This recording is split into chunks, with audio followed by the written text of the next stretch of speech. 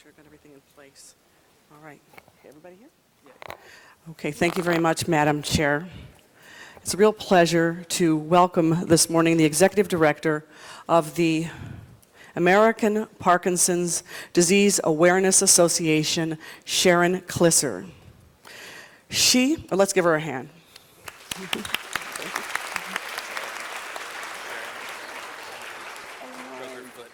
Oh dear, all right, okay, we'll explain it.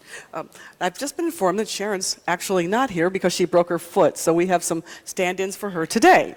But anyway, the message is very important. She and her colleagues are here, her colleagues are here today as part of their work in bringing information and resources to the fight against Parkinson's disease.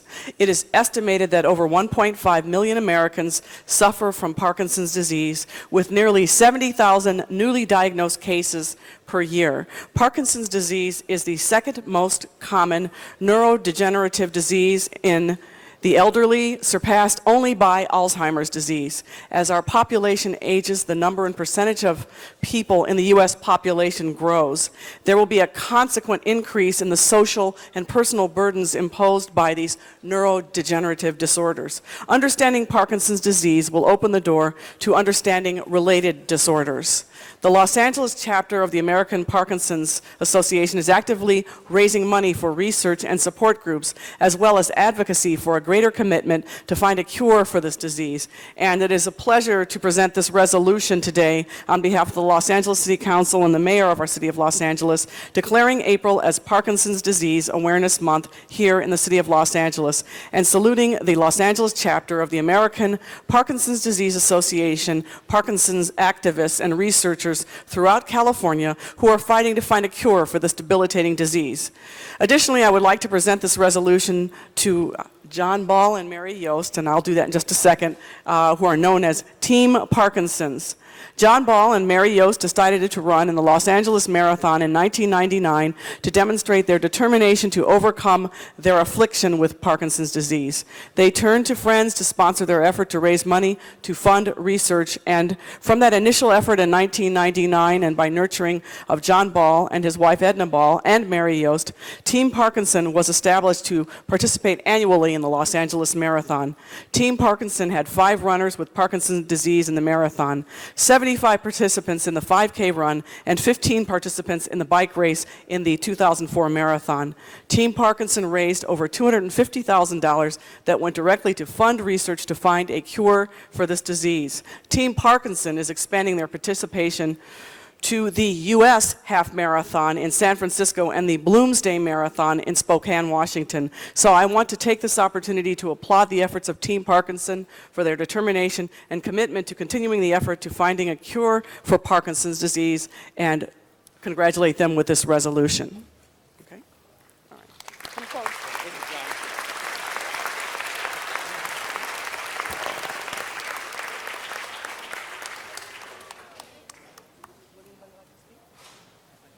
Okay, please.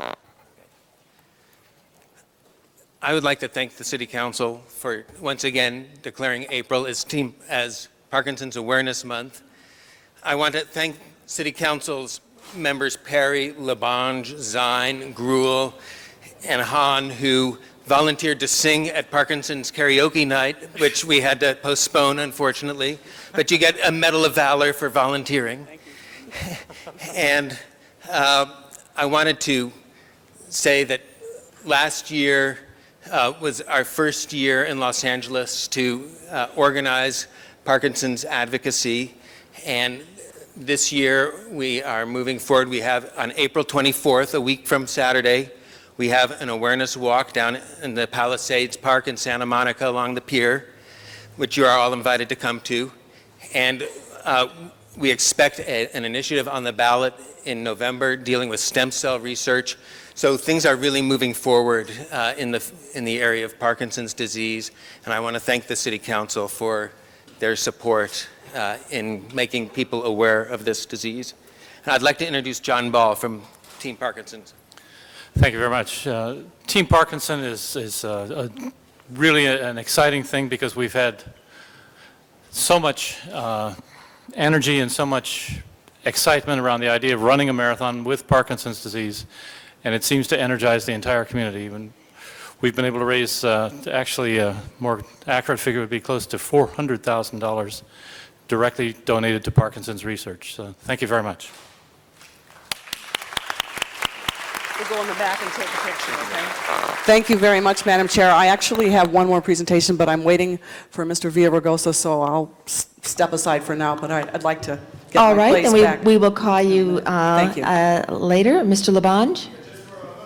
And a welcome to the City Hall of Los Angeles, the great Little Red Schoolhouse class. Let's give them a big hand. They're from Hollywood, the oldest school in Hollywood, and we want to thank Michaela Nicola for her great work. Thank you, Madam President. Okay. Thank you, Mr. Labange. Ms. Gruhl? Ms. Gruhl also has an introduction.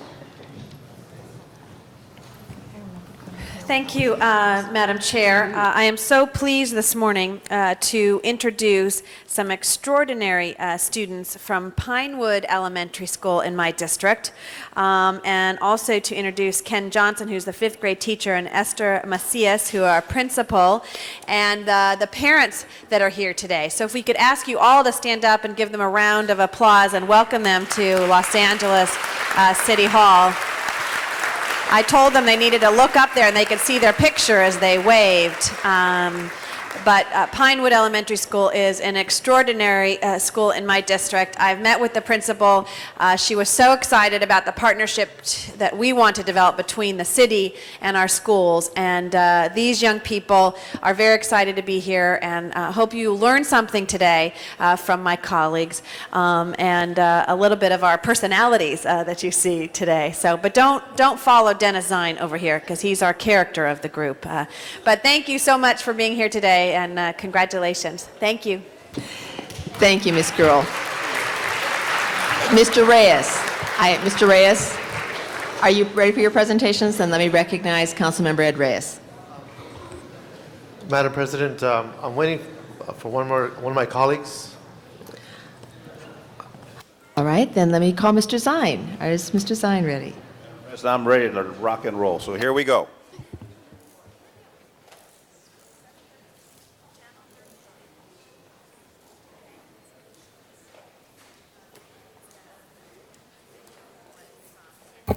Thank you, Madam President. It's an honor to see in City Council this morning representatives of the Los Angeles County Sheriff's Department, the Reserve Corps, and they're backed up by our fine LAPD, as we see seated in here in the blue. And we work together in law enforcement in this wonderful community of the city of Los Angeles. We're here to recognize, first off, and I went to their wedding, so it's kind of a unique situation to recognize a couple of wonderful people, and one of the individuals you hear on the radio, Jonathan and Christina Chance. Jonathan's a reporter for KNX News Radio, and his lovely wife, Christina, is a computer consultant. And I remember attending their wedding, and it just seems like yesterday, but it was a couple years ago. They're both reserve members of the Los Angeles County Sheriff's Department, and we're here to honor them. They both live in the 12th District and Councilman Smith's district, and he's unfortunately ill today and not able to attend our council meeting. This husband and wife team, in their capacity as reserve deputy sheriffs, do extraordinary things for the people of the county and the city of Los Angeles. And while off duty at a gas station at Ventura and Winnetka in my district, they noticed a sheriff's deputy vehicle closely following a brand new SUV exiting the Ventura Freeway.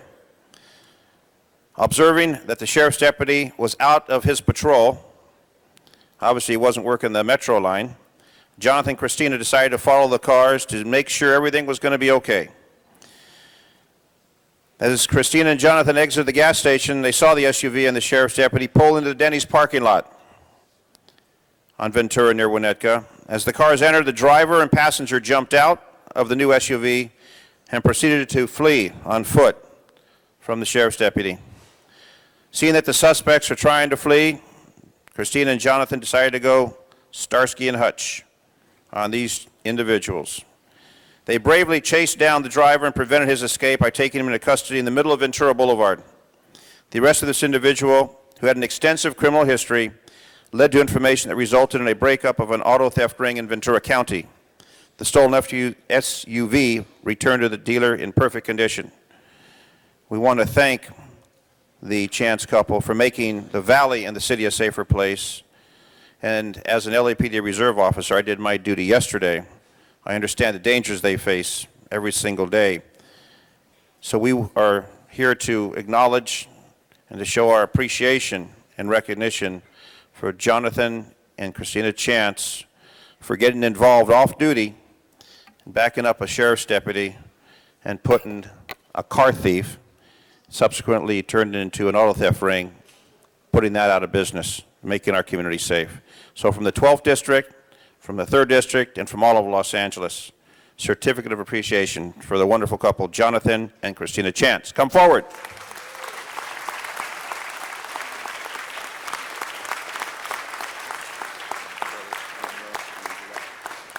Now, Jonathan's the voice of the radio, so we're going to let your wife go first. Christina, come on up here. Well, I'm just overwhelmed at this. Thank you very much, Councilman Zine. You can call me Dennis. You can call me Okay, Dennis. This is just a wonderful award, but you know, like they say, it doesn't seem like it's anything extraordinary to me. It's something we would do for anyone, and definitely any officer. And I'm just lucky that we had the training as a reserve deputy to know how to do this and to bring it to a safe conclusion. And just thank you for this award, and thank you. You're very welcome. And the voice of KNX News Radio, Jonathan Chance. Thank you very much. I want to, first of all, thank the Los Angeles City Council for this wonderful honor, including Councilman Smith and Councilman Zine. This is different for me to be on this side of the microphone. Usually I'm on the other side. But I just want to say this is an incredible honor. You know, when I became a reserve deputy sheriff, thanks to my wife, it just has made my life so different. It's really enriched my life. And just to be able to go out and serve the residents of Los Angeles and the county of Los Angeles, and just try and make this world a little bit better and to keep our valley safer and the city safer, it's just unbelievable. And to get this honor from the city for what we do as reserves for just $1 a year, to be able to have the city turn around and say thank you, it makes the job that much sweeter. And I just, again, want to thank the council and thank the citizens of the city of Los Angeles for this wonderful honor and for supporting us. And after our pursuit, so many people came up that were in Denny's restaurant and said thank you for helping make the valley a little bit safer. And just to the city of Los Angeles, you're welcome. And please sign up and become a Deputy Sheriff Reserve for Los Angeles County or an LAPD Reserve, and let's make this a safer city and one of the finest cities in the world. Thank you so much, everybody.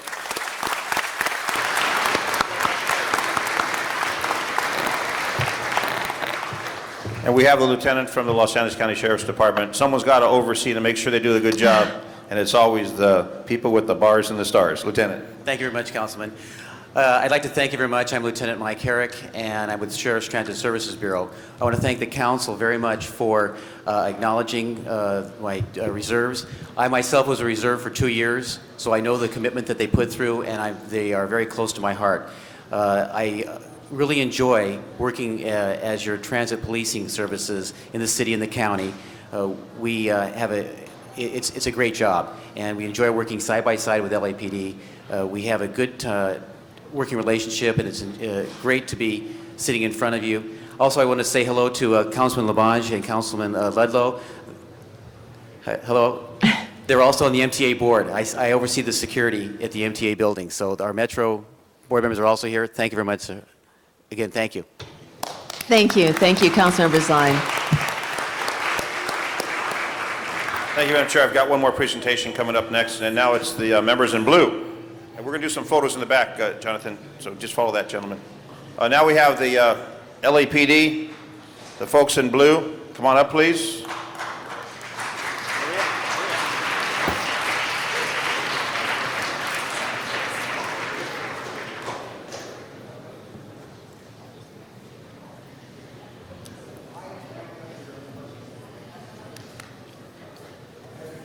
Okay. We've recognized some other city employees over the years, and oftentimes there's people in the background that do activities and we fail to recognize or acknowledge them. And we're here today to make sure that we do acknowledge members who the public doesn't see on a regular basis, but these are members of the Los Angeles Police Department, Elysian Park Firearms Training Unit, Training Division.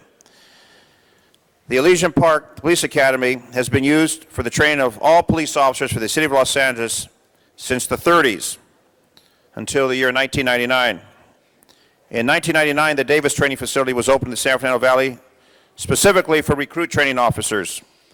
The Elysian Park Firearms Training Unit is responsible for instructing sworn and reserve police officers. The Elysian Park Firearms Training Unit, with a cadre of 14 sworn police officers and 5 civilian maintenance staff, the unit is responsible for running 3 shooting ranges. The ranges include a combat qualification range where approximately 4,000 officers qualify each month. Also includes a bonus range where officers can earn a shooting medal and bonus according to their shooting expertise. The Elysian Park Firearms Training Unit maintains an armory that is responsible for the repair and inspection of 78 different models of firearms carried on and off duty by Los Angeles police officers. The Elysian Park Firearms Training Unit is dedicated to its mission in training the sworn and reserve officers of the Los Angeles Police Department. And on behalf of the City Council, I commend and congratulate the Elysian Park Firearms Training Unit, Training Division for their hard work and dedication in the training sworn and reserve members of the Los Angeles Police Department.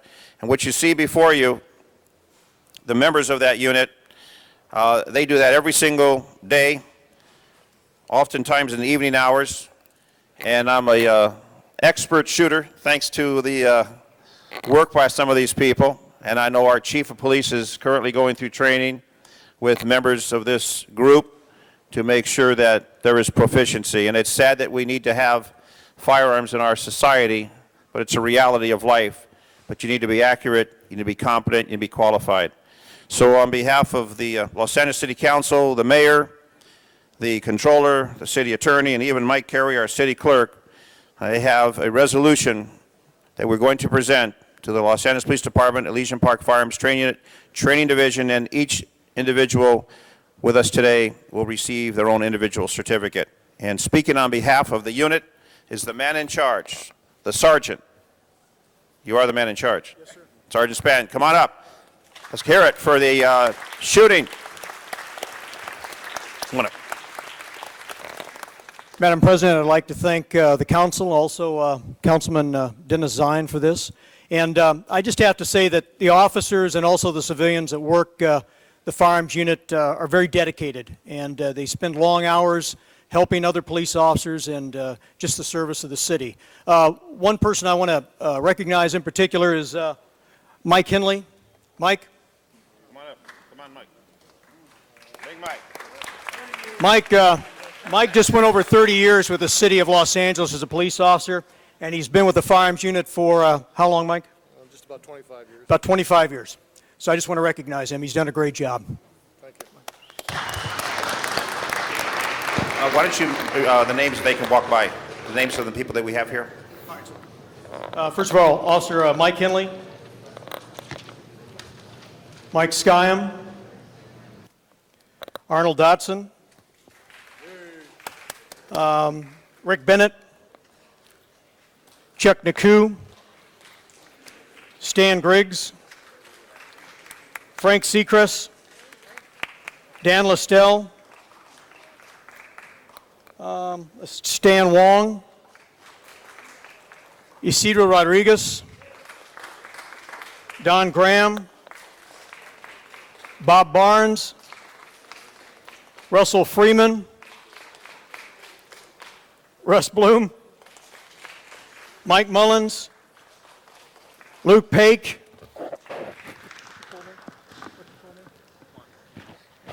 Juan Gomez, and Karen Pineda. I just want to make a comment about Karen. We had a reserve training program with all the reserves at the police academy recently.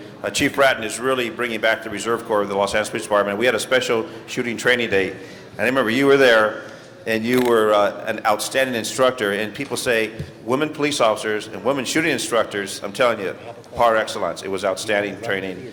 And I am almost at a 400 score now, which is the maximum score. So I appreciate it, and I want to acknowledge you. Thank you very, very much. Thank you, Madam President. Thank you, Mr. Zine. And members, we now have a quorum. Mr. Clerk, please call the roll.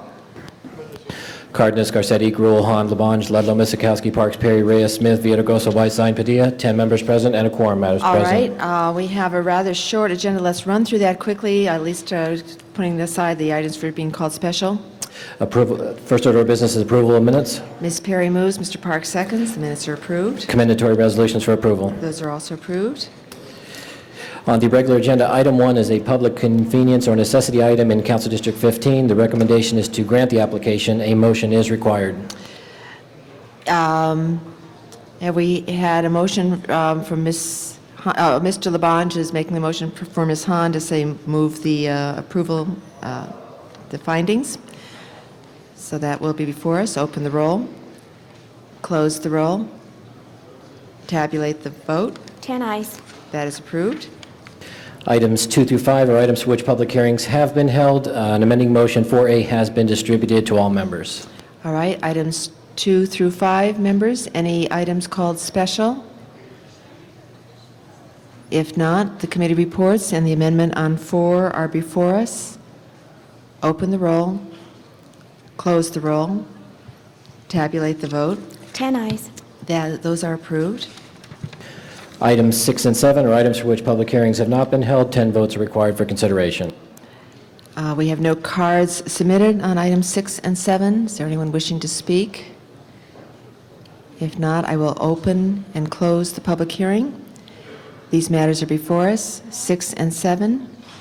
Members, any items called special? It appears a motion is required on both of them. And there's an amending motion on that. We already did that. Okay. Any motions on items 6 or 7? One is a communication from Street Lighting, and the other is Mr. Villaraigosa Reyes' motion. We'll have the motion made by Mr. Villaraigosa Reyes on item 7. That will be before us as a motion. And item 6, Mr. Labange moves the communication. Open the roll. Close the roll. Tabulate the vote. 10 ayes. Those are approved. And the ordinance on item number 6 will go over 1 week to April 23rd. All right, that will be the order. Madam President, do you wish to take up the special meeting scheduled for 10:30? All right, we'll go ahead and take up the special meeting. Cardenas, Garcetti, Gruel, Hahn, Labange, Ludlow, Miskowski, Parks, Perry, Reyes, Smith, Villaraigosa, Whiteside, Padilla. 10 members present and a quorum, Madam President. All right, what is before us in the special meeting? You have one item that's an item for which public hearing has not been held. 10 votes are required for consideration. We have item 1 on the special. Let me ask if there's anyone in the public who would like to speak on that matter. Seeing none, the hearing is open and the hearing is closed. That matter is now before us. Anyone want to call it special? All right, Mr. Labange moves. Open the roll. Close the roll. Tabulate the vote. 11 ayes.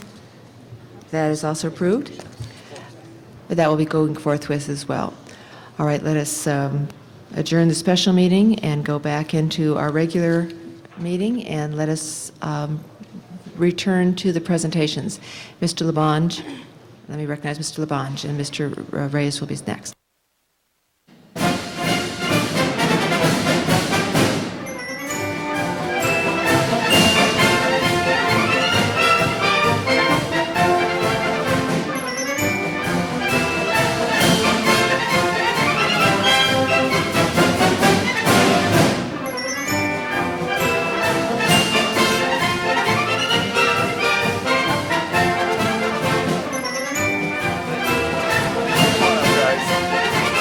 Thank you very much. We just had these great representatives of the United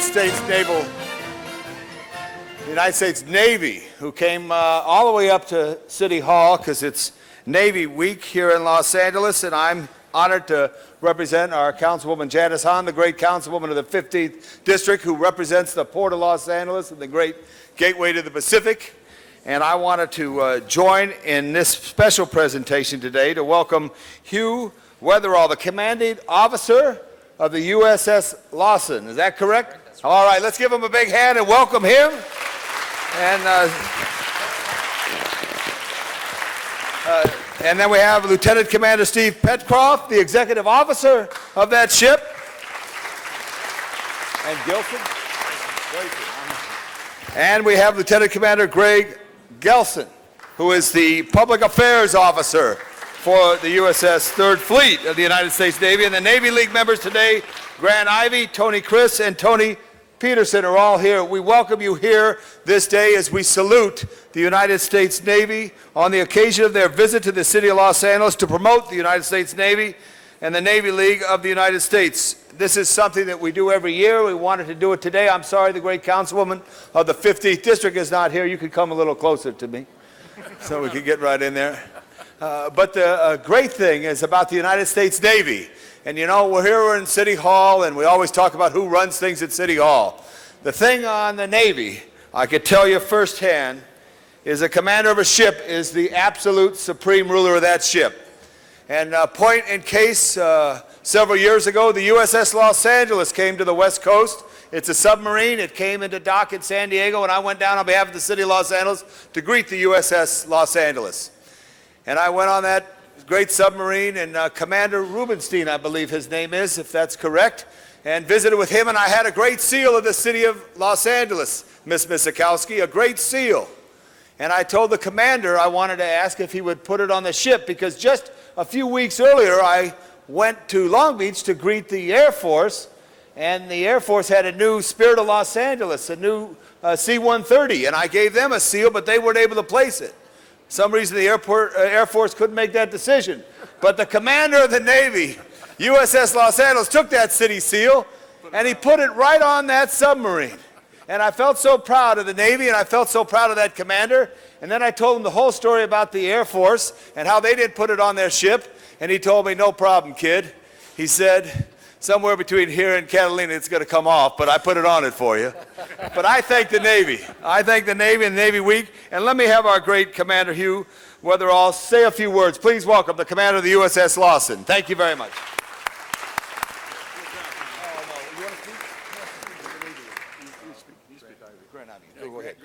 Okay, Councilman LeBlanc, I want to thank you very much for your warm welcome, and I want to thank the City of Los Angeles for their tremendous support of our Navy, your Navy, and for making our visit up here today a reality. My crew and I were deployed for over 9.5 months last year throughout the Pacific Rim. We saw many of the wonderful cities of the world, and I'm excited to be able to show my crew one of the greatest cities of the United States as well. So we're going to have a great time this weekend, and we thank you for your support and for hosting us in your wonderful city. Thank you, Commander. All right, for the Navy League, Grant Ivy. Santa Monica, California resident, but we welcome everybody to Los Angeles. We want to thank the council for their great support for the Navy Days LA. The Navy League, as you know, is 104 years old, and it's citizens in support of sea services. And so what we like to do is bring in a ship once a year to San Pedro so that the news and some of the public will get to interface with the Navy. And it's right now down in San Diego. There was some robbery or something, otherwise you would have seen it on the news, and all news helicopters left. I want to thank you again for the support from the council. Thank you, Tom. You're very welcome, and we want to welcome and invite everybody from Santa Monica to San Bernardino and all of Los Angeles down to San Pedro this weekend to salute the United States Navy, and we thank you for your brothers and sisters in arms who are serving the country far, far away from home. And let's give them all a salute, the United States Navy here on Navy Week here in Los Angeles. Thank you. We're going to go back and take some pictures. Thank you, Mr. Levine. Congratulations to the Navy. Ms. Perry, I understand you had one more to present, so let me recognize you for your second presentation.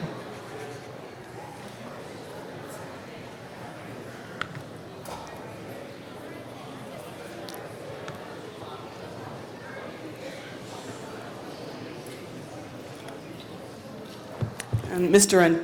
Villaraigosa is going to join me here.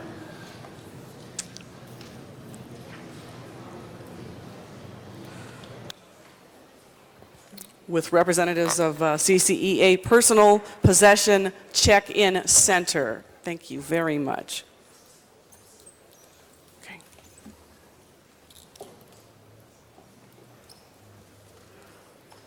Okay, that's it? Okay, great.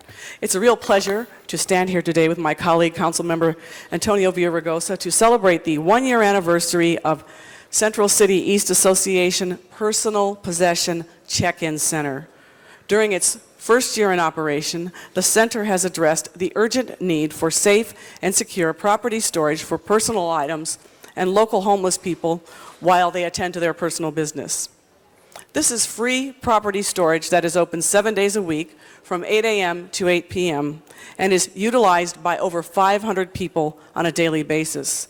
The over 20,000 square foot facility offers a safe and secure storage space for personal belongings. That means that many of our residents will be able to attend doctor's appointments, job interviews, and other essential tasks without fear of losing their personal belongings. The center is a safe place for people to come and store their belongings. It is an excellent example of how the private sector can collaborate with the public sector in bringing about service that impacts and benefits our entire community. In fact, the check-in center is now being looked at as a model for other cities and communities that face similar challenges that we have already begun to deal with in our Central City East community. And I wanted to take this opportunity to highlight the important service that it has brought, the greater attention, care, and service to all residents of our city, including those who are homeless. Thank you to Central City East Association for creating, running, and funding this program that services people from throughout our city. And after Mr. Villaraigosa speaks, I believe we have a short video about the center. Let's see the video. You want to see the video? Yeah. Okay, well, I'm sorry. I guess the tape's incompatible with our machine, so we'll talk a little more about it just for a second. Okay, sorry about that. Not a problem. I want to thank Councilmember Perry for making this presentation, and it's an honor to join her. We've often said we're very fortunate to have a partnership for downtown and on behalf of downtown, and in the short time that I've been here, it's been a great partnership, and I'm honored to be here. You know, you've heard me say on more than a few occasions that I am not happy with the job that we've done, frankly, with the homeless in the city of Los Angeles. I'm part of the Blue Ribbon Commission, and one of the things I've said from day one, at the end of the day, whatever we do, we're going to have to put our money where our mouth is. That it's not good enough to point fingers and look somewhere else, that all of us are going to have to work together to solve this issue of the homeless, which, as all of you know, is a critical issue facing the city. But today we're here to honor a few among us who have stepped forward and answered that call and answered that challenge. And we're here because one could argue, the Central City East Association doesn't have a responsibility of addressing the issue of the homeless, but they've taken it on anyway. And they've said, look, we can't do everything. We can't do more as much as the city of Los Angeles or the county or the political leadership of the city, but we can do our part. And they've done that and more. And this check-in center is an excellent example of what we can do when we're thinking out of the box, what we can do when we have the willingness to do it, what we can do when the Central City East Association and the city attorney's office and the city offices are working together to resolve these problems. As Councilmember Perry said very well, it's a novel idea that frankly should be replicated all across the country. It saves us money on the providing of police officers. We don't have to provide as many now because of this center, and it is an example of what we can do when we're thinking out of the box, trying to solve a problem, every one of us taking responsibility for our neighborhoods and our streets. And so I want to congratulate Charlie Wu, the president of the Central City East Association, and Dina Sohn, the city attorney, who worked on this very important check-in center. Thank you all, and we're honored to be congratulating you today. And I'd like Mr. Wu to wax eloquent for us, as he so often does. Thank you. Good morning. The business community and the Central Cities Association I'm very pleased to have the opportunity to initiate a three-way win-win-win program. It's a win for the business community because it provides a better, cleaner environment to do business and create jobs. It's a win for the homeless community because they receive better service. And surprisingly, it is also good for the public sector because it makes it easier to provide service to all concerns in the area. And we look forward to the opportunity to continue this kind of creative approach to serve the homeless as well as the business community in the Los Angeles area. Thank you very much, Councilman Perry and Councilman Villaraigosa, for such honor. Thank you very much. Thank you, Mr. Wu, and thank you in particular, Mr. Villaraigosa and Ms. Perry.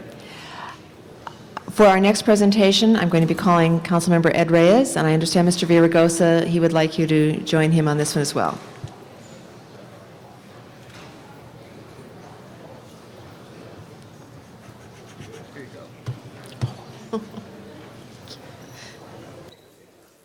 Thank you, Madam Chair, Council colleagues.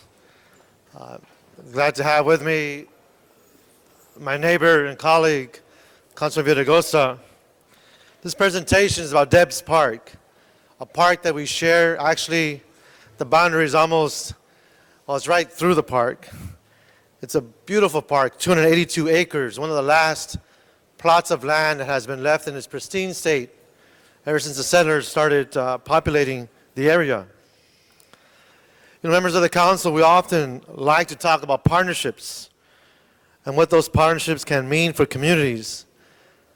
Today, I want to talk to you about a significant partner for the residents of Northeast Los Angeles. And I'd like to, at this time, also call up the folks who are part of the advisory group to join us, because this truly was a great partnership. They're sitting in the back. Come on up. This park is significant because not only has it been a recipient of a tremendous project from the Audubon Society, we can actually study and learn about the natural habitat, the flora and fauna, all the wildlife, but it's also a place in which many of the local young people who are sharing apartments, 2 or 3 families, one home, actually get to feel open space and actually get to see what nature has to offer. The Rotary Club, through their generosity, has made enhancements in Debs Park with a commitment of $150,000 plus additional money and support for community activities. For that, I'd like to give them a round of applause. Rotary Club. In the first phase of their work, they built a trail from the south picnic area of the park all the way to the pond. Through their work, they enhanced a lookout point and several other areas of Debs as well.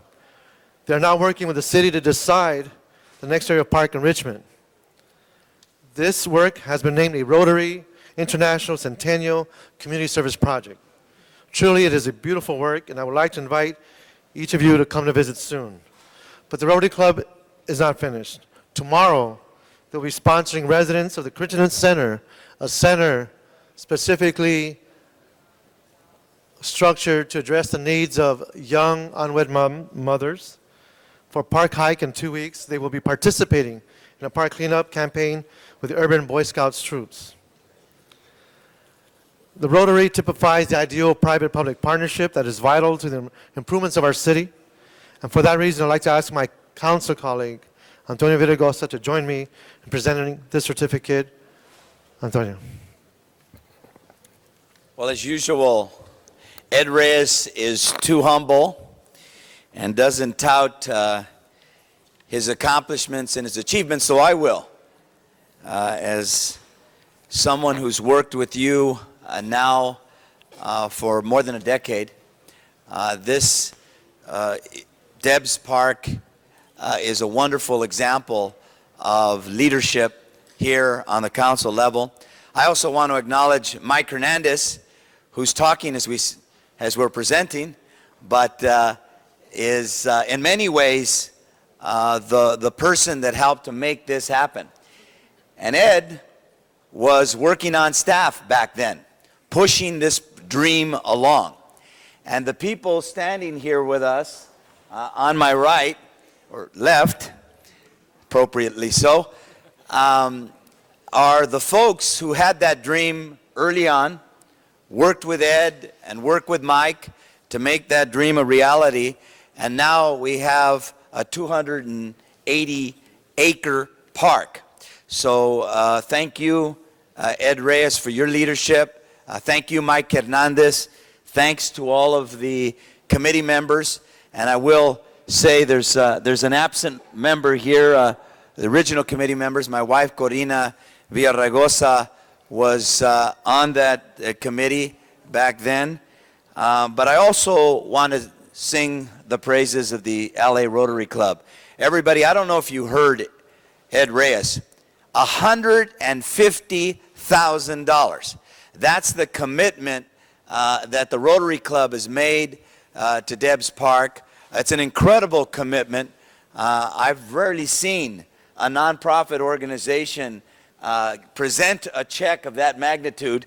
It was an incredible indication and demonstration of their commitment to our community. We thank you so much for this investment in your city and in our neighborhoods. Thank you. Thank you, Antonio. And of course, there was a great tag team between Corina and Antonio. And when he was the state legislation, as our Speaker of the Assembly was able to forward a handsome sum of resources to make this a reality as well. $1 million. So I love the tag team that can deliver $1 million. Thank you.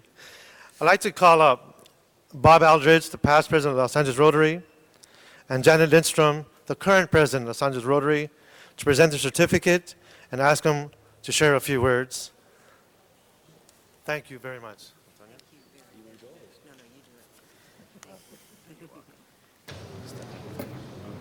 Thank you, Councilman Reyes and Villaraigosa, and the City Council. You know, English is a second language. At any rate, on behalf of the Rotary Club, we're honored to accept this resolution. We're going to present it to our membership at 12 o'clock at our meeting. I think it's important to say that while we've contributed $150,000, the real value for our Rotary Club is the work that we're putting into it. And these folks standing behind me deserve tremendous credit because they've been out there weekends, daytime, everything, making this happen. And so, long after the $150,000 is spent, we're still going to be involved with Debs Park through the various nonprofits that we work with to make sure that the young people that live in that area really benefit from it. Again, thank you very much on behalf of the Rotary Club for this generous donation. Thank you. I also want to recognize other members of the Rotary Club. We have with us Kellen Devaney and Don Crocker. We have Rotary Project co-chair Susan Kromka, Peter Laddie. But folks, as Councilman Villaraigosa has stated, we also want to recognize many of the unsung heroes, and they're throughout our city. And these folks in particular are the ones that give of their time. They take time away from their families, from their businesses. They promote community partnership. And these are the folks that help put together the Debs Park framework. Let me put into context.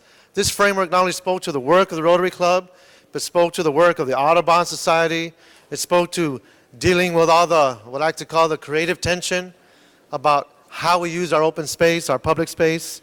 So with us we have Tom Berg, our chairperson. Tom, you can raise your hand, wave, there you go. Yeah, Tom. We also had Lou Calange, Colleen Colson. Colleen, thank you very much. Elsa Lopez. Thank you, Elsa. Who also, by the way, manages the Audubon Center. So you want a great tour, speak to Elsa, and if you have any resources to support our program, speak to Elsa as well. How to put it in the plug. Nicole Postert, who handles many different projects in the Northeast. Thank you, Nicole. We have Jerry Snyder. Jerry is one of those persons, yes, he deserves a round of applause.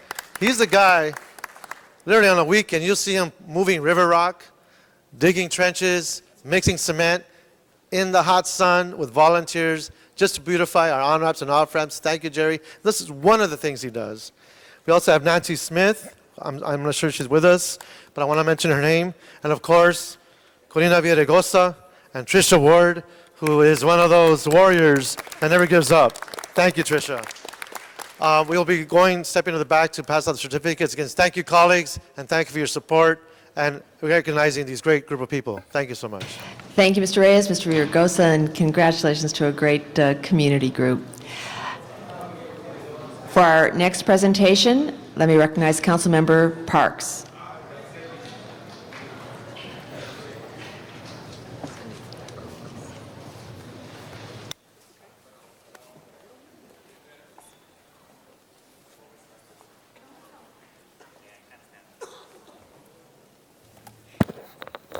Thank you, Madam Chair.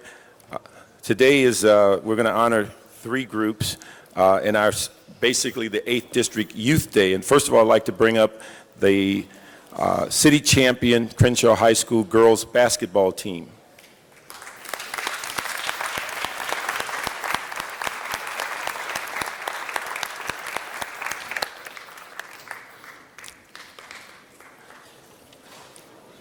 They're accompanied by their current coach, Major Dennis, and also their new coach, Aaron Simon. Basically, we're honoring them today, and this is our only LA Unified School District high school in the 8th District, that they are being welcomed because the girls' basketball teams are champions for this year for CIF Los Angeles City Section Women's Championship. The players that are here today are Crystal Adams, Brittany Shepard, Alex Grinner, Sasha Fleming, Imani Mayhem, Lanisha Williams, Najeri Garth, Latara Buck, Antonisha Hill, Andrea Carter, Candace Pinto, Laura Sargent, and Megan Collier. These 13 young women played a phenomenal game on March the 6th, destroying Narbonne by a score of 51-49 in front of 66,000 fans in Los Angeles Sports Arena. This is their 6th Los Angeles City Section Championship title. Their outstanding dedication and collective effort secured them a place in the school and the city's history, and we want to congratulate them. But we also want to have a separate congratulation for their coach, Major Dennis, who has coached the girls' basketball team. He's coached the girls' basketball team for 22 years, and with his outstanding leadership and exemplary effort, certainly has inspired their achievement.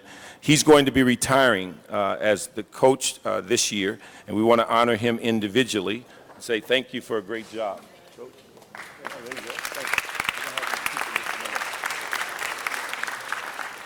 We'd also like to thank and acknowledge the leadership of assistant coach Greg Cobb and Larry Daniels because they also have been instrumental in this great season.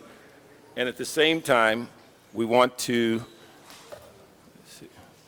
Coach Daniels? Coach Larry. There you go. Coach Cobb. No. Where's Coach Cobb? Okay. Let me just do that. Okay. And then we'd like to introduce to the City of Los Angeles a new girls basketball coach for Crenshaw, Aaron Simon.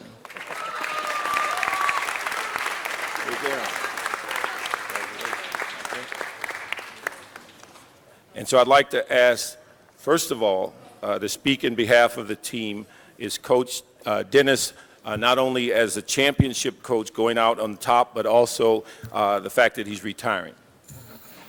Thank you. First of all, I want to thank Councilman Parks for having us down at the City Hall to honor our city championship team. But after 22 years, I decided I would give it up. And I'm giving it to a good person, Irvin Simon. And I'm going to retire from the school system maybe next June. So I think she will make a good coach for these young ladies. Irvin. New coach. Okay.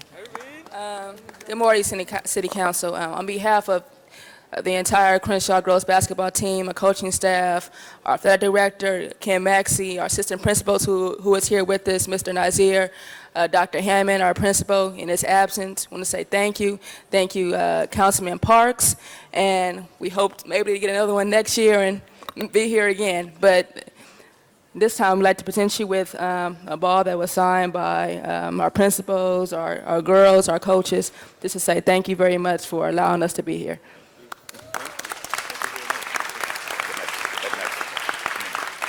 Who's the captain of the team? Who's it? What's your name? Lania, okay. That's why Lania was telling me I mispronounced one of the ball players' names, and it was her. Lania is the captain. Come up here. We have something for you to present to you for the school so that you can display this in the halls and let everybody know, even after you graduate, what the accomplishments were by this team. And so I want to present this plaque to you. And as the captain, we'd like you to say something on behalf of the team. I would like to say thank you to everyone here, and just thank you. Thank you for the opportunity to come here, and a great season that we had. And thanks to everyone, coaches, staff, Maxie, everyone, the whole team. Thank you.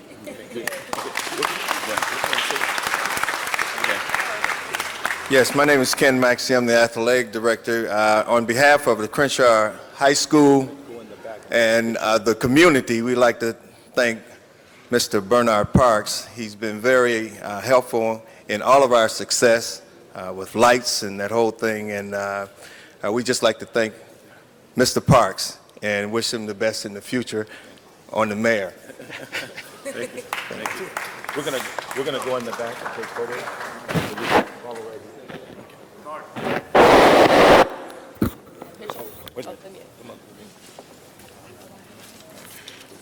Where's the camera?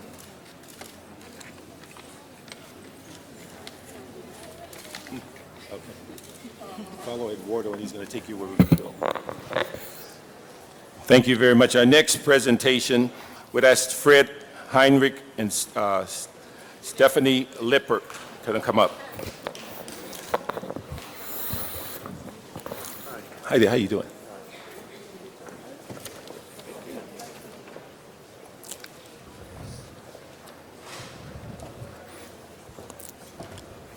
Today we're going to honor a group from the Intercity Filmmakers. Mr. Heinrich is a graduate of the University of Southern California School of Cinema and Television, and Stephanie was born in New York. She was the youngest dancer ever to travel and perform in the American Ballet Theater. They have come together with their unique expertise to develop the Intercity Filmmakers, which offers a year-round intensive filmmaking program for low-income high school seniors to gain working knowledge and an entree to paid job opportunities behind the scenes in motion pictures and television. They have placed more than 50% of their graduates in paid internships and entry-level jobs at film studios and production companies, and more than 72% of them have continued into higher education. Intercity Filmmakers graduates are now working in motion pictures, directors, screenwriters, and members of the Film Craft Guild, including the Motion Picture Editors Guild, International Cinematographers Guild, the Studio Electricians and Lighting Technicians Union, and they have worked on a number of films and television and commercials. Since '93, the Intercity Filmmakers have been committed to investing their time, money, and energy towards educating and empowering creative youth. And now, instead of a no hope, they have a future. In the city, filmmaker students are actually writing the scripts of their lives and living the Hollywood ending. We're here to honor them because of the impact not only on youth, but particularly the 8th District. And we'd like to ask Mr. Heinrich and also for Stephanie to come up, and Ms. Lippert to come up and make some comments. Councilmember Parks and all members of the City Council, thank you very much for this honor. We want you all to know that we're working to help the youth of Los Angeles get into the motion picture industry, where most of them have never had an opportunity before. Thank you.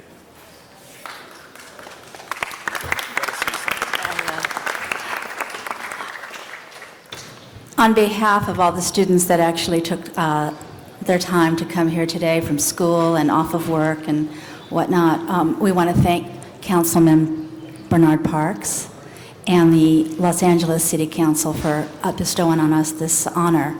It's been a long road. It's 12 years. The spark of the idea of Inner City Filmmakers was the Los Angeles 1992 uprising. And it was our goal to really reach out to the youth of Los Angeles and bridge the gap that they had between high school graduation and the job market.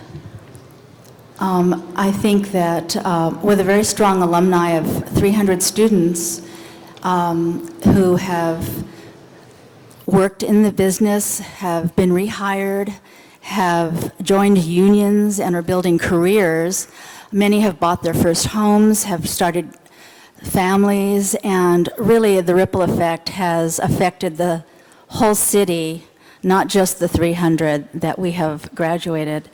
The strong alumni have gone into high schools. We have over 400 high schools, hundreds of teachers, and thousands of students that we have actually worked with and presented the idea of inner city filmmakers as an option and an opportunity for a future.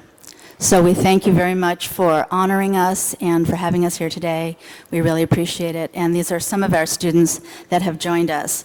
Markeisha Lewis, Julio Lagos, Jonathan Vera, oh my God, Kanika Sui, Raymond Hernandez, Gregorio. Please help me out here because I'm just like too nervous. Hang on. Yeah, I know that. LaShonda Adams, Samantha Silver, Ernesto Matamales, Brian Torres, one of our teachers, yes, CB Dahl, Lisette Ralden, our associate office manager, and Carlos Castellon, who has worked nonstop for 4 years and is a member of the Motion Picture Editors Guild. Anyway, thank you very much. Thank you, and I do know that Ms. Gruhl. Markeisha Lewis would just like to say a moment. I want to thank Bernard Parks and the city for recognizing inner city filmmakers because they have given us the opportunity to live our dream finally. And at the age of 20, I can actually say that I'm a professional writer. So I want to thank Fred and Stefania on behalf of inner city filmmakers. Thank you. And Ms. Gruhl would also like to say a few words. Thank you so much. I just wanted to add my congratulations and thank you, Bernard, for recognizing them. I've had the pleasure of working with inner city filmmakers when I was at DreamWorks, and they truly are an exciting organization that does help young people. And Fred has been a wonderful leader in getting all of us to focus on providing funding and getting the kids there, and it's just such an extraordinary program, and we're so lucky to have it in Los Angeles. And those of you that students I know appreciate the hard work that these two individuals have committed and dedicated their life. They live and breathe this. No matter where I saw them, they were talking about how proud they were of their graduates, how many jobs had been created, and I just wanted to say thank you for doing such an incredible job, and keep up the good work. We're going to have 12, 15, 20 more years of you being able to do this. So I'm challenging there right now for a longer period of time. I think that, thank you so much, Wendy. It's so kind of you to recognize that and for all your support over the years. But I also want to say that one of our major goals is to be able to get the high school students while they're still in school in all those districts in our Adopt a District program, and the funding for that comes from individuals in the city, corporations and foundations, and our goal is to get all 11 districts, not just 2 or 3 districts a year, where we can teach those 10th, 11th and 12th graders in an after-school program. So that's our real goal, and if the council members in those districts could support us, we'd really love that. Thank you. Thank you. Thank you, Mr. Parks. I believe you have one more. Thank you, Madam Chair. My final presentation is the 8th District Youth Leadership Council. We're just very pleased that we have them here today. We have representatives from different schools within the 8th District who have come together in a council to help increase community awareness and help make our city a better place. The students that are part of this are from Whitney Young High School, Crenshaw High, Hamilton, Audubon, Marlton, USC Mast High School, Community Harvest, Youth Opportunity Unlimited, Fauché, Westchester High, and Dorsey High. And these students have come together in the last couple of months to create a leadership council in which they will begin to set up committees and begin to take on the business of dealing with youth issues in the city of Los Angeles, and particularly the 8th District. And so I'd like to thank, number one, Wilma Parks from my staff for being the person that's pulled this together. Also, we have here today with us Dr. Green, who's the principal of 32nd Street, Mass., and we also have Barbara Shears, who is the magnet coordinator. And I'd like to ask Dr. Greer to come up and make some comments. And we're also going to ask our two co-chairs, Jason Jones and Anita Bingham, to come up and make a couple of comments.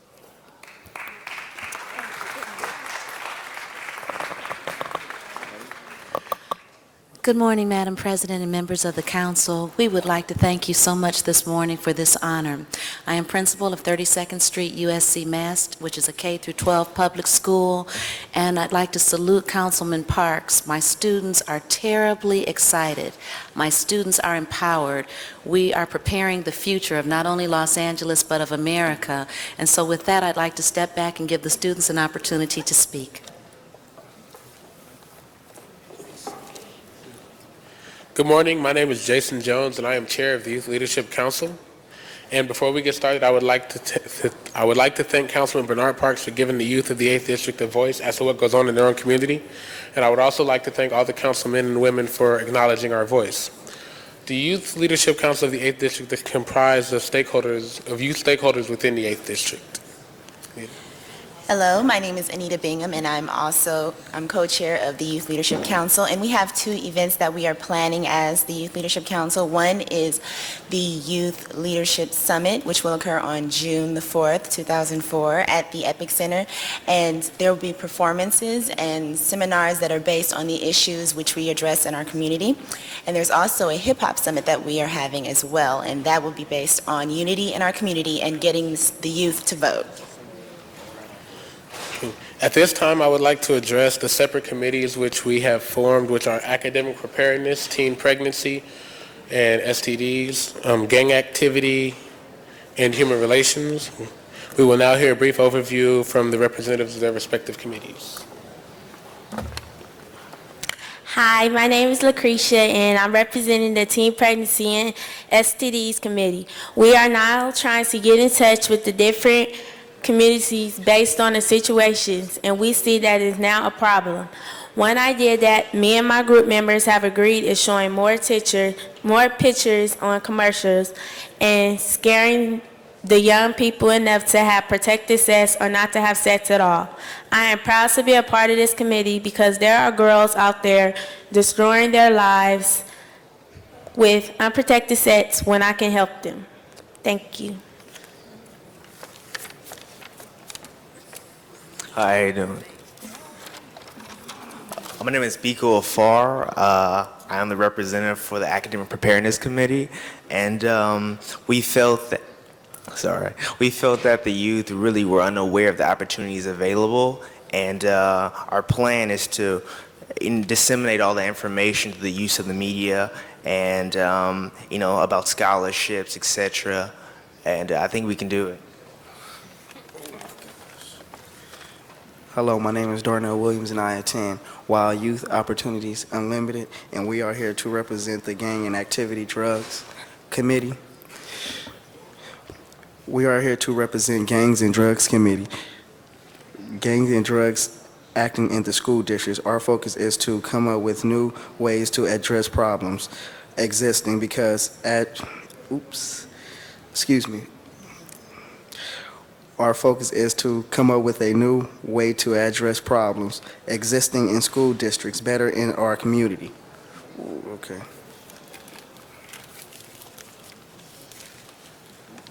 Hello, everyone. My name is Natalie Zeladon. I am a student at USC Mast High School, and I am representing the Human Relations Committee. Well, the day that we were put into this group, we were told to brainstorm some of our community's worst problems, and we all agreed that segregation was the very major and important one. From speaking to one another, we discovered that the relationship between blacks and Latinos have been greatly overlooked. And for the past few months, we've been working for a goal of improving tolerance with the community. Through our upcoming events, such as the Youth Summit and the Hip Hop Summit, both in summer, like we stated before, we want to spread the message that we're all human. Really, we all are, and we should be proud of our deeply rooted history. And as a young member of our community, I am very privileged, and well, yeah, I'm happy to make a difference in our city by serving the human race. So, thank you. Thank you. Thank you, Mr. Parks. Mr. Labange? Okay, Councilmember Parks, before you go, I thank all these young people because I was on a youth council. I was on Mayor Tom Bradley's youth council. You all know who Mayor Tom Bradley was. And it gave me an opportunity, and it gave Wendy Gruhl an opportunity on Mayor Tom Bradley's youth council, and it gave Ed Reyes an opportunity on Mayor Bradley's youth council. And it's so important to have that experience, so I appreciate it greatly, that you take the time, because there's other young people I know who are doing other things, or kicking back, or just hanging, but you're getting involved to make a difference, because one day, Councilman Parks, Tom Labange, all of us are going to be replaced, and it may be Jason, right? Okay, good luck to everybody. Thank you very much. Thank you, Mr. Parks and Mr. Labange. For our final presentations today, let me recognize Councilmember Jack Weiss. Mr. Weiss?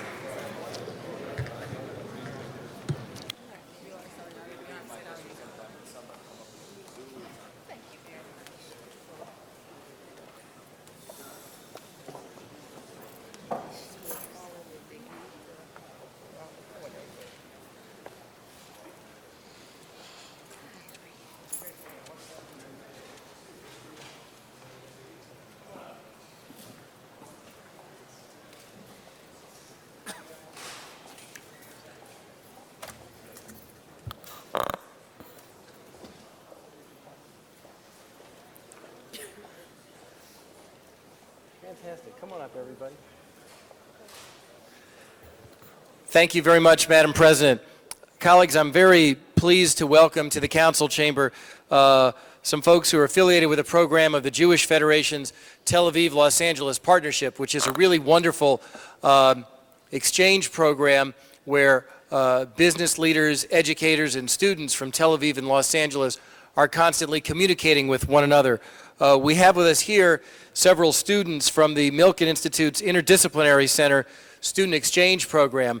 And Ms. Misakowski, you will be interested that these are urban planning students from Israel who are here in Los Angeles this week studying for their urban planning degree. And in particular, they're studying what lessons they can learn from our Genesis program here in Los Angeles to transfer back to a community called Jaffa, which is a neighborhood just south of Tel Aviv, where all sorts of urban renewal efforts have been considered and developed over the years. None have quite taken hold, and what they're here to do is learn about how we have been successful in revitalizing parts of Los Angeles and to take those lessons back to Herzliya, where they are studying in Israel.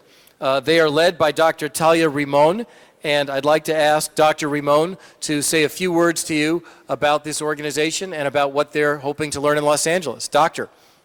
Thank you. Thank you. We would like to thank the City of Los Angeles, the Jewish Federation, and the Milken Institute for enabling us to learn from the Genesis project in Los Angeles and its experience and great success, and it applied back home in Tel Aviv Jaffa Genesis project. We would also like to thank Councilman Weiss for his continuing great help and support.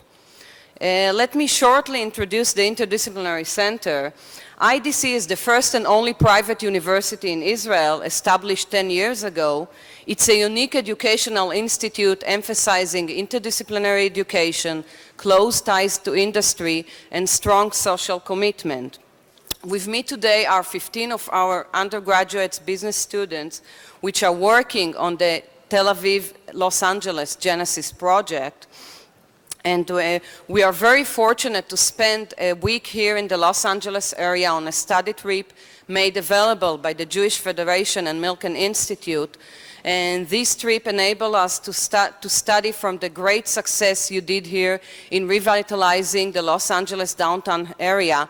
And we hope to be able to take some lessons from what we study here back home, apply to Jaffa, a southern borough of Tel Aviv. It's an ancient port city, which shares some of the challenges that Los Angeles city faced a few years ago. We are very fortunate to be here. We are very thankful to all of you, from all of us at IDC and the students who are here with me today. Thank you. Thank you, Doctor. Thank you, and thank you, Mr. Weiss. And not only does Jaffa have redevelopment, Jaffa is also a great art center in south of Tel Aviv. I've been there. It's wonderful. Thank you. Thank you. Mr. Veer, okay. Thank you. Members, we have, I think, a special 23 at this point, if I can. Oh, I'm sorry, Mr. Weiss. I have one more, Madam President. Oh. All right, so we have one more presentation. And if I could ask council members to return to their seats, we will then, after this, proceed with a special item. This is great. So, right this way. I'll be with you in 1 second. Come on, guys. Come on.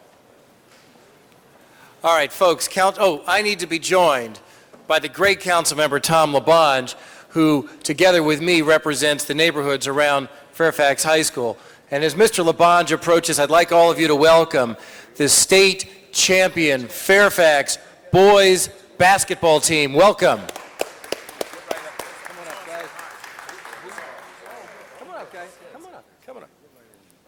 Mr. LaBonge and I are really pleased to have with us here these great kids from Fairfax, the Fairfax High School Lions. They beat De La Salle, which I guess is up in Concord, 52-35 to win the state championship. They had a season record of 27-5. They were Division I regional and Division I state champs.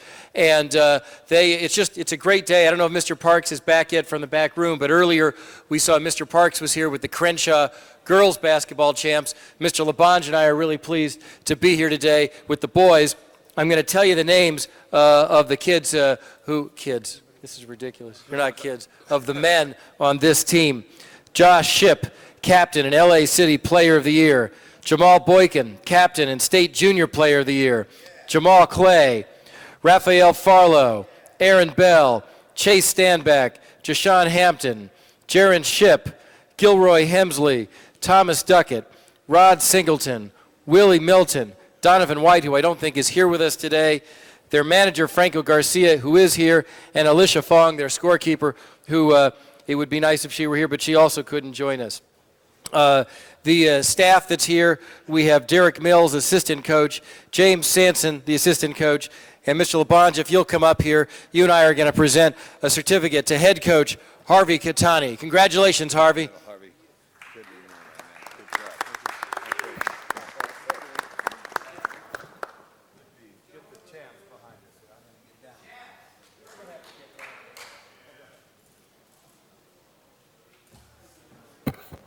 Coach, if I could just say it to the players, to the Lions of Fairfax, we're very proud of you, state champs.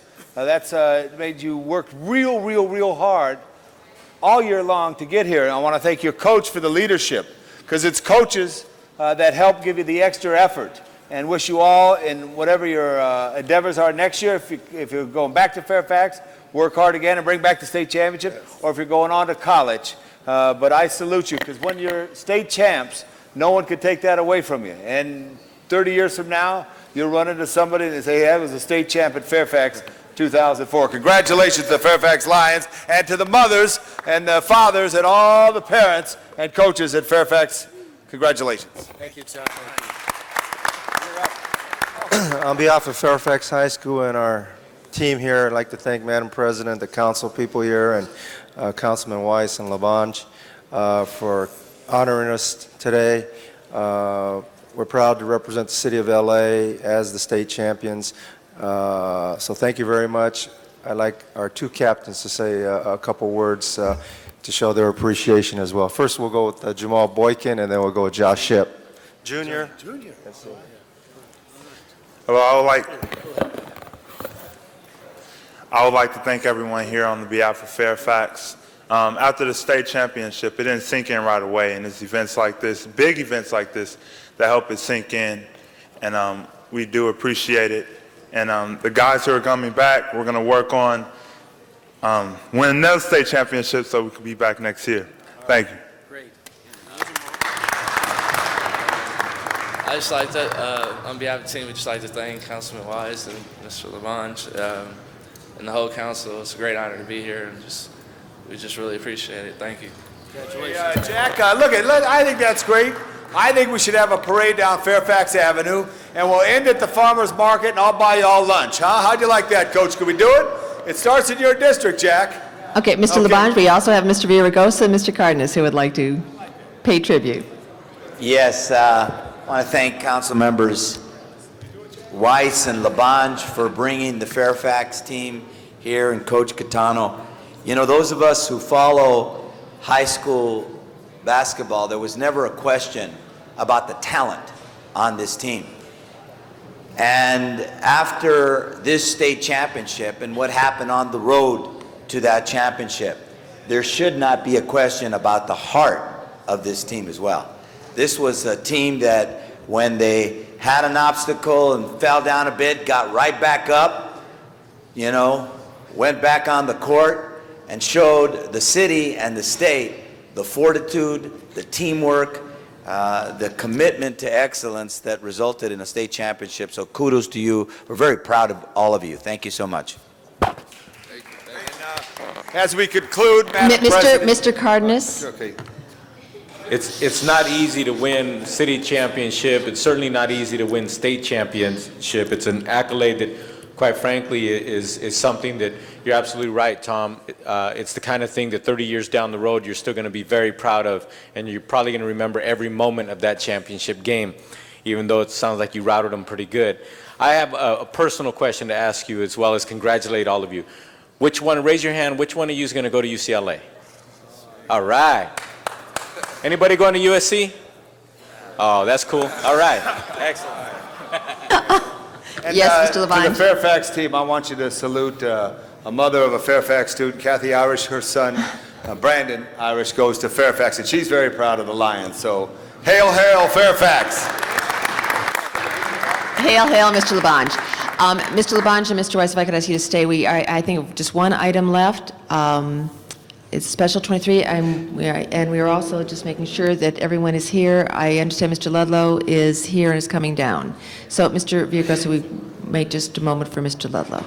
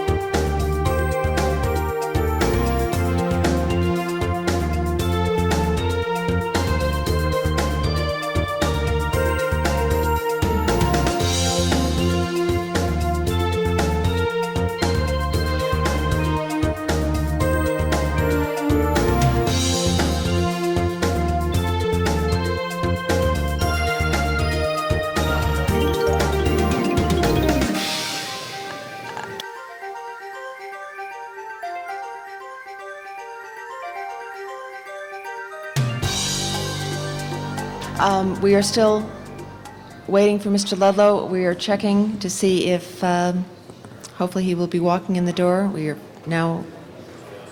Yes, here he is. Mr. Ludlow, all right. So let me recognize Mr. Villaraigosa for Special 23. Yes. Rule 23. Special 1. I rise, Madam President, members, to invoke Rule 23 in this matter. This is a matter where a individual who had been appointed to the Affordable Housing Commission wishes to withdraw his name as an appointee, and this is the last day for the council to act.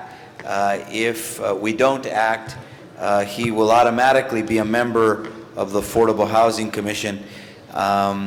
Due to a clerical error and oversight, it did not make it on the council agenda for today, and so therefore we need to invoke Rule 23 to immediately address this appointment to the Affordable Housing Commission.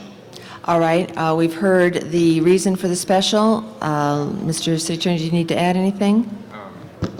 Yes, Madam President, members. In order for the council to consider Mr. Villaraigosa's motion today, it is necessary that the council make a finding that under the provisions of the government code and the rules of the city council that there is a need to take immediate action on this matter, and that the need to take the action came to the attention of the city council subsequent to the posting of today's city council agenda. All right. I think Mr. Villaraigosa has adequately explained that reason to act. If there's no objection, members, on the findings, let us open the roll, close the roll, tabulate the vote. 10 ayes. All right, that the finding, this matter then is before us to allow, as Mr. Villaraigosa suggested, this candidate to be received and filed. Open the roll, close the roll, tabulate the vote. 10 ayes. That is approved. We will send that forthwith. The remaining item is public comment, and members, we do have a number of public comment cards that were submitted. Let me ask folks to come forward, and we will set the public comment time. Mr. Leonard Rose, who will be followed by Valentin Diaz and Felipe Guevara. Good afternoon, board member. I'm Leonard Rose here. I go in college, and learn about reading and computer class, and I like to work recreation aid at City Los Puente.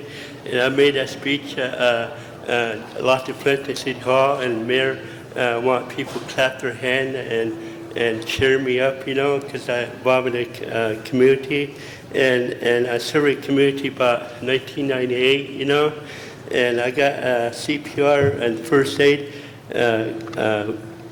certificate and wallet skill guide, CPR first aid, and you got pictures and story learns about CPR, and I got certificate leadership training academy, certificate achievement percent Leonard Road here on successful outpost Rural Ranger, and I'm going to graduate another award coming up Monday, and learning about discipleship, counseling, and activities, and got very interesting stuff here. I could be learning about first aid, English, and grammar, and how to handle kids, and then I'm going to learn about grammar, skill, and writing, learn how to teach kids to read and write, and we're going to do the Development Learning Center, recreation aid, and addition, subtraction, multiply, and division, and I'm going to be learning about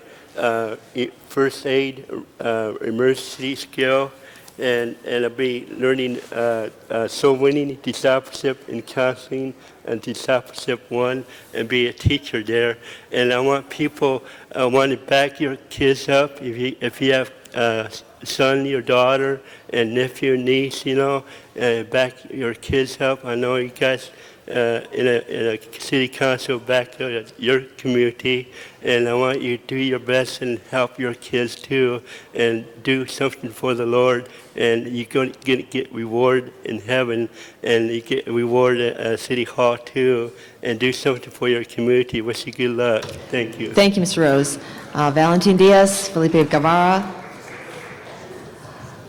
All right, let me call the Nadine Diaz, Miguel Angel Perez, Eddie Jimenez Rumbos, Clemente Alvarado, Jesus Macias, Vicente Chara, Manuel Goroy, Francisco Cardenas, Luis Frail, Gavino Francisco, Maria Jesus Rodriguez, and Nicholas Rodriguez. Please proceed. Mr. Municipal President and the council people, I'm Mexican. My father left me a heritage to work the land, and I feel proud of being in this country because I came in 60 and I have not had any problems with the authorities. That's why we come to ask you please to let us work that land, because from there we plant, we cultivate it so that we get food for the children and the men, older people. That's what we ask you, to give us your right hand, not the left one. That's all. Thank you very much.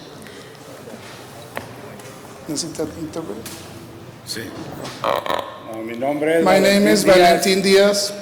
We are here representing South Central Los Angeles, the 41st and Alameda, asking you always to help us to continue ahead, to support us, and to give us force to be there. And I say goodbye with this. Tierra y libertad. Land and liberty. Y viva Emiliano Zapata. And viva Emiliano Zapata. Gracias. Thank you. Thank you. Anyone else wish to speak? Sí. Mi nombre es María My name is Maria Rodriguez. Estoy aquí I'm here porque quiero que because nos I apoyen want for you to support us, para for the farmers. for the farmers, for the Queremos que nos ayuden, we want us to help para us seguir sembrando, to continue para seguir planting, to continue plantando, cultivating, para los planting niños y for the children las personas mayores. and older people. Y muchas gracias. And thank you very much. Y espero que nos And tomen I en hope that cuenta you take us into account. nuestro sacrificio, Our sacrifice venir aquí a to pedirles come here ese to favor. ask you that favor. Gracias. Thank you.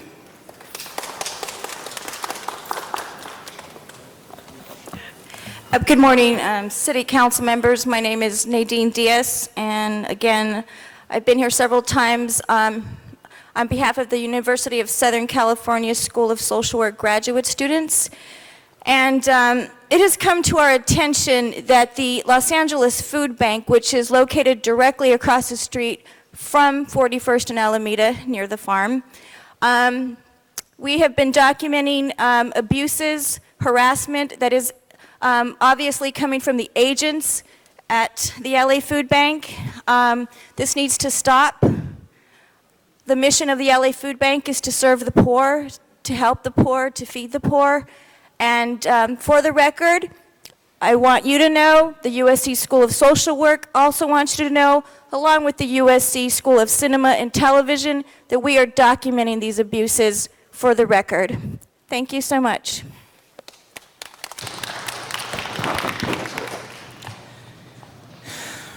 Good morning. My name is Miguel Angel Perez with the Los Angeles Land Use Coalition. Just need to make something clear for the record and make sure that people understand that the struggle continues with the South Central farmers and the question of the land. Also, for the record, need to clarify that the Los Angeles Land Use Coalition from the get, instantly supported the South Central farmers' struggle, instantly supported with making referrals for legal counsel, making referrals for private investigation, and making referrals from the barrio and the community support. And it's important that also that we've united together with the University of Southern California School of Social Work and Cinematography and the students. This is not going to go away. This is something that's going to stay. Aquí estamos y no nos vamos. Tierra Libertad. Thank you. All right.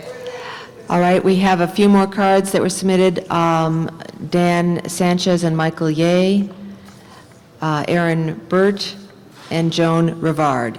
If any of those members are still here, please come forward.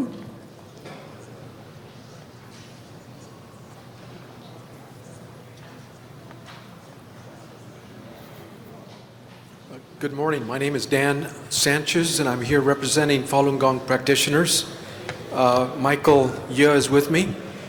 I wanted to remind you that we had presented at least one copy to all members of the City Council, a copy of this Guangzhou report, which documents the persecution in the city of Guangzhou, which is the sister city of Los Angeles.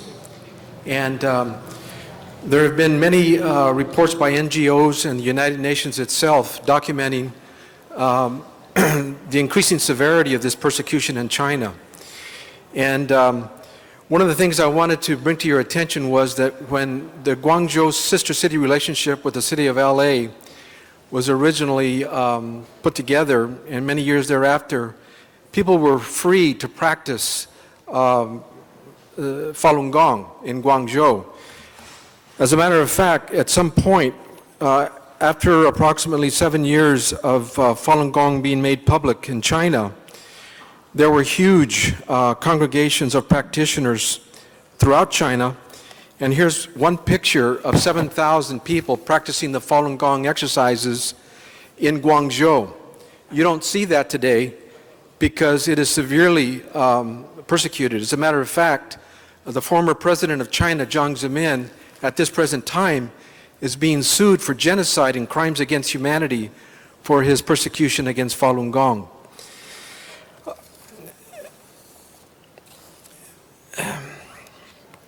Recently, there has been more reports coming out of China of slave labor using Falun Gong practitioners in the manufacture of consumer goods. For example, cashmere sweaters.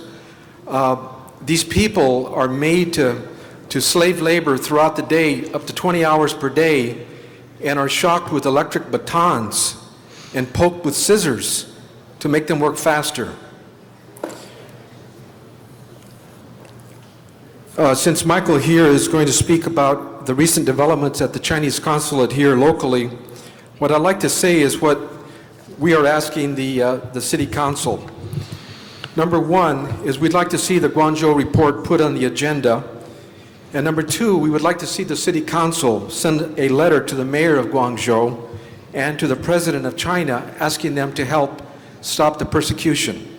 And number three, we ask you to help protect our rights to continue to peacefully demonstrate in front of the Chinese consulate in the Rampart Division. We met fairly recently with the commander at Rampart, and we've been cooperating with the LAPD in our peaceful presentations. But recently, we have been severely curtailed, and Michael will talk about that now. Good morning, honorable council members and ladies and gentlemen. Just want to give you a little bit updates. The grass area outside the Chinese consulate is belong to the city property. So we have been peacefully appealed there for more than 3 years. That's after the persecution. We don't go there to kill our time because we can, spend more time on our work and our schoolwork. However, because of brutal persecution, we have to have some practitioners there. And most practitioners are, old age practitioners. So we just want to bring the persecution to public attention and get more support and tell people the truth. However, recently, the Chinese consulate continued to eliminate those grass areas and plant trees there. So right now, we are not able to stand outside the building to peacefully appeal. So they create barriers for us to tell truth to public. And we really sincerely hope the City Council can help us to protect our rights to peaceful appeal and help to stop the persecution as soon as possible. Thanks for attention. Thank you. The final two speaker cards were from Aaron Burt and Joan Rivard. Ms. Rivard? Thank you. I'd like to talk about the confiscation of vehicles for one drink too many. And I'd like to talk about the confiscation of vehicles in general. I don't feel that some of the legislators understand how poor the people really are and what they're really going through. And these laws are predatory laws that prey on the poorest people, the ones whose cars are messed up, the ones who don't know they can't dump in the alley because they can't read in English or something. And now we're going to have one that if you're at dinner with your friend, you know, even if you're not poor, you can lose your car for one drink too many. And it's a real scary law. And I'd just like to point out there's a whole bunch of remedies already against so-called drunk driving.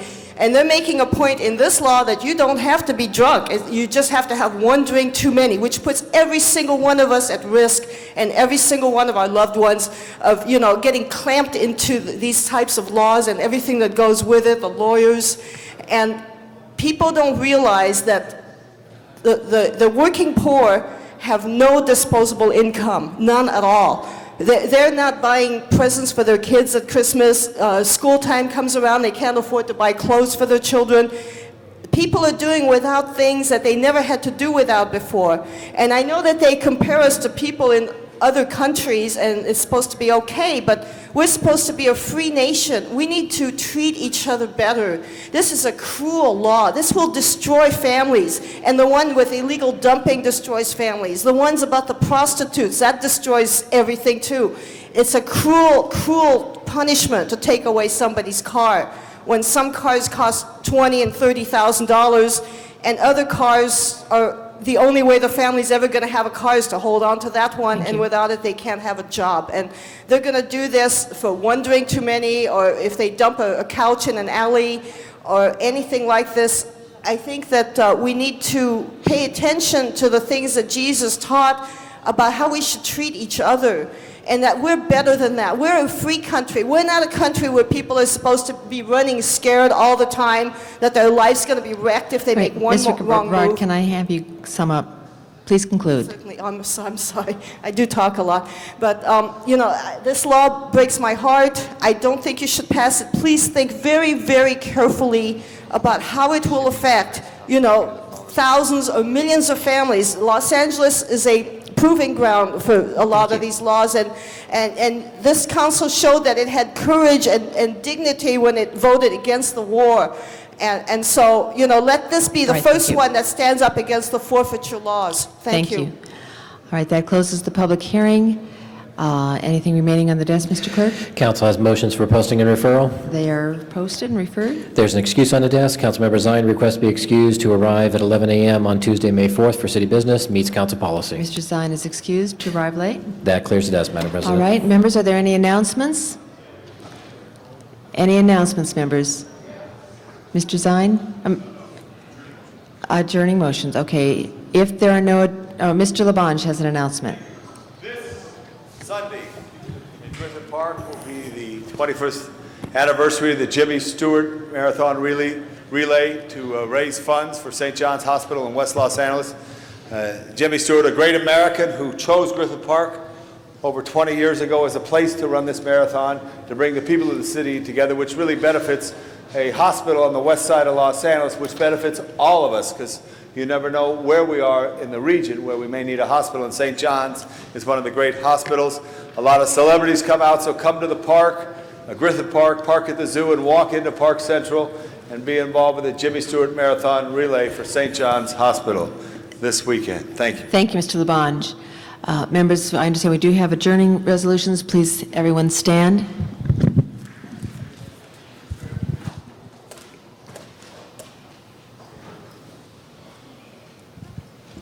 Ms. Perry, do you have adjourning tributes? Yes, please. Thank you very much, Madam Chair.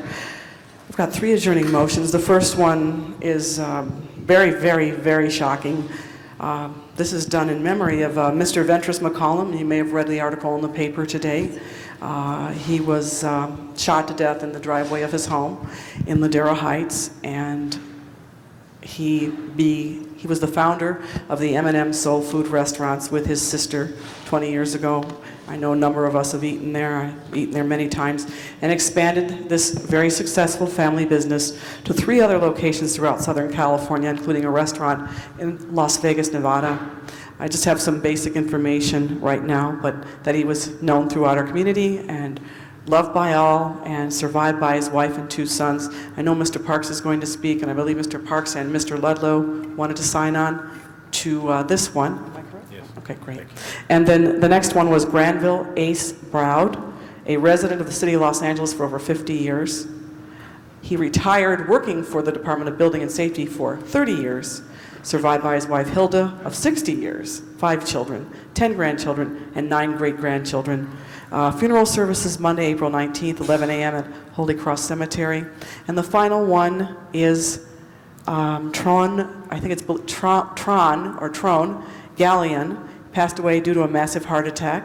He was 65 years old and the relative of a young woman who worked in the 9th Council District before, survived by his wife, 1 daughter, and 1 son. Thank you very much. Thank you. Mr. Parks.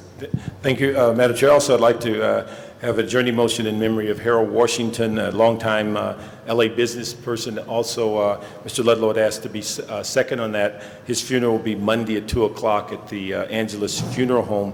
Mr. Washington is probably best known for building one of the best senior citizen facilities on Marlton and King Boulevard, and he passed away after a long illness. He's a veteran, in fact spent the last 2 to 3 months of his life as a patient at Veterans Hospital. Also on Mr. McCullum, I think it is such a tragic event. Young man started a business in the city, and many times people believe that if you are in the wrong place at in the wrong time, that something bad will happen. Here's a man that just left work, went home no more than 2 blocks from his business, and was killed in his driveway. Unfortunately, it appeared he may have had a practice of leaving at the end of business with the receipts from that business, and someone was waiting for him. And so we certainly want to send our sympathies to the family, and certainly it's just a clear indication, although this happened in the county, it's a clear indication that you can just be at home and be victimized. Thank you. Mr. Zine. Thank you, Madam Chair. Request we adjourn in memory of Lucy G. Arroyo, passed away March 12th.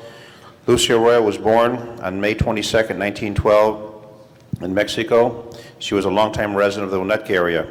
She passed away at the age of 91. Lucy had been a seamstress for 31 years. She was a loving mother, grandmother, and great-grandmother. She was much loved by her family, friends, and will be greatly missed. Lucy Arroyo is survived by a son and daughter-in-law, Robert and Louise Arroyo of Winnetka, brother Rudy Gomez of El Monte, 6 grandchildren. May Lucy G. Arroyo rest in peace. Thank you, Mr. Zine. Any other members? If not, Mr. Clerk, please call the roll. Council is adjourned.